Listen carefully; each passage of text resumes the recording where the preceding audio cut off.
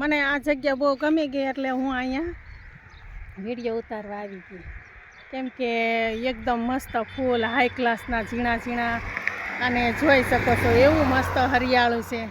આ રસ્તામાં ગાડી ઊભી રહી અને એક અહીંયા પીતી હોટલમાં અને કીધું આ ફૂલ ભાળી ગયા એટલે અહીંયા ઊભા રહી ગયા છીએ અમે.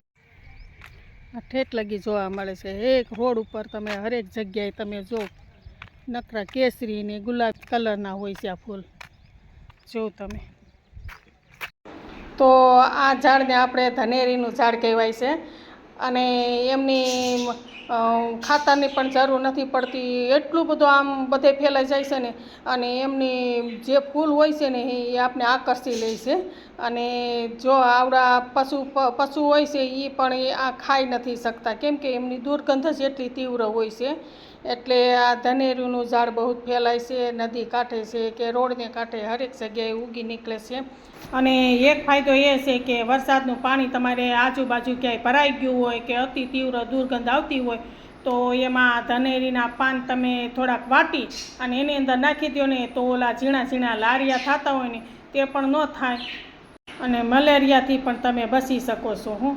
અને જો તમારા પશુને ઘા ન રૂઝાતું હોય તો આ ધનેરીના પત્તાને તમે ખાંડી અને પછી જો તમે એ ઘા ઉપર લગાવવામાં આવે તો ઘણો બધો ફાયદો થાય છે.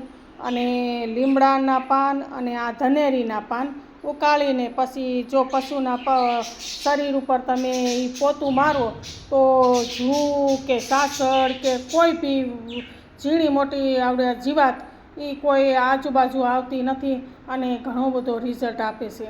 અને આ હતી પશુઓની વાત. અને હવે આપણી વાત કરવી છે કે તમારે આજુબાજુ કોઈ દોસ્ત હોય કે તમારા ઘરમાં કે કોઈ પણને કે સફેદ ડાઘ હોય તો ન મળતા હોય ને ડબલ વધુ પડતા સફેદ ડાઘ થતા જતા હોય તો તમે એમાં ધનેરીના પાન લઈ અને એમનું લેપ કરી લેવાનું, પછી લગાવો તમે તો ઘણો બધો ફાયદો થતો હોય છે. અને ઘણાને માથાની પ્રોબ્લેમ ઘણી હોય છે.